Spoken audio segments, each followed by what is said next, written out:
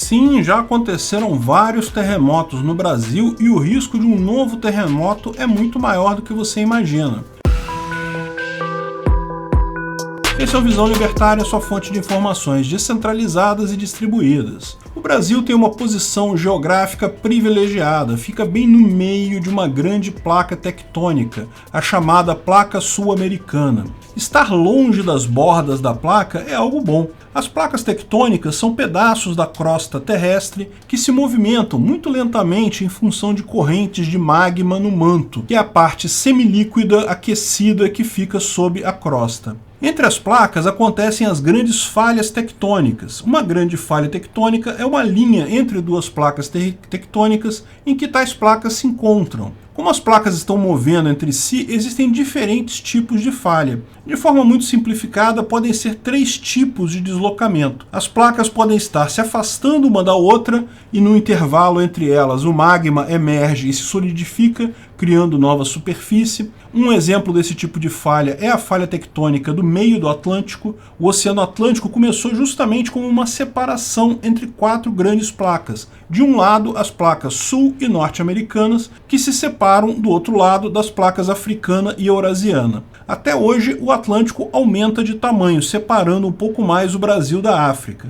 O aumento é muito lento, mas é mensurável. Outras falhas são compressivas, as placas se chocam em um movimento de uma contra a outra. Geralmente, uma placa entra para dentro do manto terrestre e a outra tende a subir sobre a placa anterior. Foi o movimento entre a placa indiana se chocando com a placa eurasiana que criou os Himalaias, a maior cordilheira de montanhas do mundo, e o pico do Everest, a montanha mais alta do mundo. Uma parte das placas subiu e a outra afundou no manto. No Pacífico, na costa da Ásia, também tem várias dessas falhas no chamado Anel de Fogo, justamente porque, ao contrário do Atlântico, o Pacífico está diminuindo de tamanho. Finalmente, existem falhas de cisalhamento, em que o movimento das placas é lateral, uma está, digamos, raspando na outra. Um exemplo dessa é a famosa placa de San Andreas, na Califórnia, onde a placa norte-americana se move para o sul, enquanto a placa do Pacífico se move para o norte. Em qualquer dessas falhas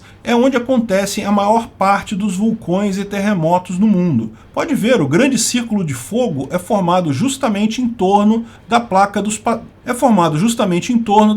Pacífico e outras placas próximas como a de Nazca, Cocos e Juan de Fuca. Países que têm muitos vulcões e terremotos são tipicamente na fronteira das placas, daí a posição privilegiada do Brasil bem no meio da placa sul-americana. Por isso não temos vulcões ativos no Brasil e também não temos terremotos. Bem, não é bem assim. O erro na ideia de que não há terremotos no Brasil porque estamos no meio de uma placa esconde o fato de que existem outras fissuras e falhas geológicas no interior das placas. A placa tectônica não é algo absolutamente rígido. Ao contrário, possuem falhas e fissuras internas, que também têm alguma movimentação ali. Existem um total de 48 falhas geológicas bem documentadas no Brasil e algumas delas são bastante ativas, principalmente no Nordeste. Mas até no Rio de Janeiro tem falha passando por aqui. O problema dessas falhas é que a gravidade do terremoto causado nelas não depende do movimento da placa em si. É que as placas tendem a fazer isso de forma abrupta. O movimento relativo das placas, como explicamos, é muito lento, poucos centímetros por ano. Então, o que acontece? O atrito entre as placas faz com que elas não se movam imediatamente. Elas vão acumulando energia potencial até que, quando a energia é muito grande, a placa se move de uma vez só vários metros e isso causa o terremoto. Também não importa a velocidade com que as placas se movem, porque isso só indica que a energia capaz de romper o atrito será acumulada de forma mais lenta ou mais rápida. No final, a liberação de energia em si, o terremoto em si, só depende de quanto atrito aquela região consegue segurar de energia antes de se mover. No final, o que importa para um grande terremoto é o atrito entre a superfície das falhas, não o tamanho ou velocidade das placas ou das falhas. Existem cidades que têm terremoto quase todo dia. Um exemplo é a cidade de Parkfield, na Califórnia. Porém, são sempre terremotos pequenos, porque, devido à geologia da região, o atrito não chega a segurar muito as placas, portanto tem sempre terremotos, mas são terremotos pequenos. A cidade é conhecida como capital mundial dos terremotos. O pessoal que estuda o fenômeno adora medir lá porque tem terremoto o tempo todo. O problema é que isso acontece também nas falhas geológicas intraplacas, ou seja, as falhas, por exemplo, aqui no Brasil. Elas se movem menos, portanto pode levar mais tempo para acumular energia para um terremoto. Mas lembra, no final, o tamanho do terremoto será tão forte, ou talvez ainda mais forte que numa falha, porque tudo depende, em última análise, do atrito. O que importa não é o tamanho da placa, não é o tamanho da falha, não é a velocidade de movimento. O que importa é o atrito entre as placas. O fato é que sim, já aconteceram inúmeros terremotos no Brasil o tempo todo. Tipicamente são pequenos para serem notados ou causar prejuízo, mas volta e meia algum deles chega a ser maior e a causar prejuízos. Mas o pior ainda são aqueles que não sabemos. O fato de termos poucos terremotos indica que existem falhas juntando muita energia há muitos milênios e que quando essa energia se romper, podem gerar terremotos catastróficos. E o problema no Brasil é que temos várias cidades construídas sobre solos sedimentares. O Rio de Janeiro, por exemplo, em grande parte, foi construído sobre aterro de pântano e do mar. Mas é só um exemplo, tem um monte de cidade no Brasil que é construída sob depósito natural de rio, praticamente toda a região norte, mas várias cidades no sul também. O problema disso é que as ondas sísmicas podem liquefazer esse substrato e causar muitos danos nesse tipo de cidade. Um exemplo disso é a cidade do México, que foi construída sobre o aterro do lago Texcoco. Terremotos na cidade do México, mesmo quando são fracos, mesmo esta sendo uma cidade muito rica,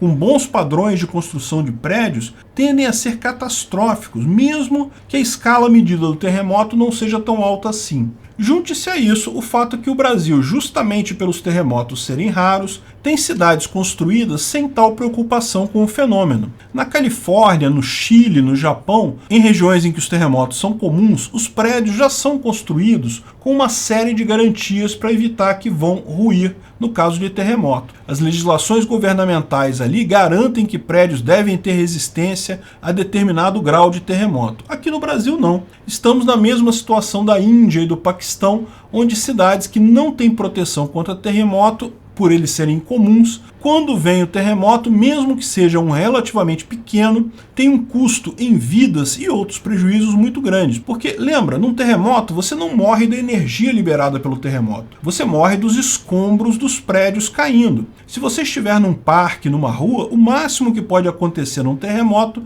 se ele for muito forte, é você cair no chão e se machucar um pouco. O problema, as mortes são causadas pelos prédios humanos. Sem o governo, quem implantaria requisitos de prédios mais duráveis e com proteção contra terremotos, não é mesmo? Bem, na verdade, embora Los Angeles e São Francisco tenham várias regulamentações sobre construção de prédio com proteção contra terremoto, isso veio depois que as construtoras em si já adotavam tal procedimento. Porque é lógico, quem vai comprar ou construir alguma coisa em uma região de terremotos vai querer proteção contra isso. Está disposta a pagar um pouco mais porque sabe que há um risco real para a sua vida. O mercado naturalmente gera tais proteções. O governo, quando força regras, acaba, ao contrário, só introduzindo ineficiências. Imagina que aconteça amanhã um grande terremoto no Brasil. Certamente não vai faltar políticos querendo passar leis obrigando padrões de construção de prédios mais rígidas. Só que, embora tal evento seja possível no Brasil,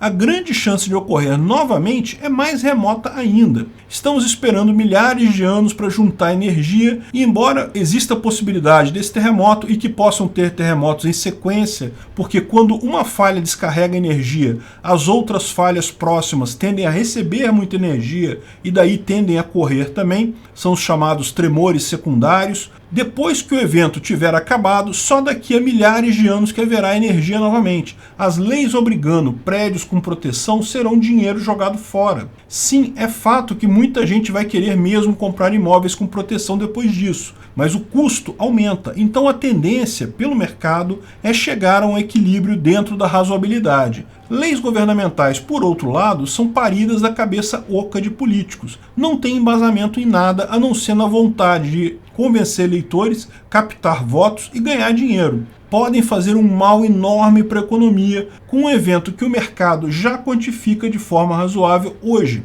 Possível até é, mas é improvável demais para nos preocuparmos, essa é a verdade.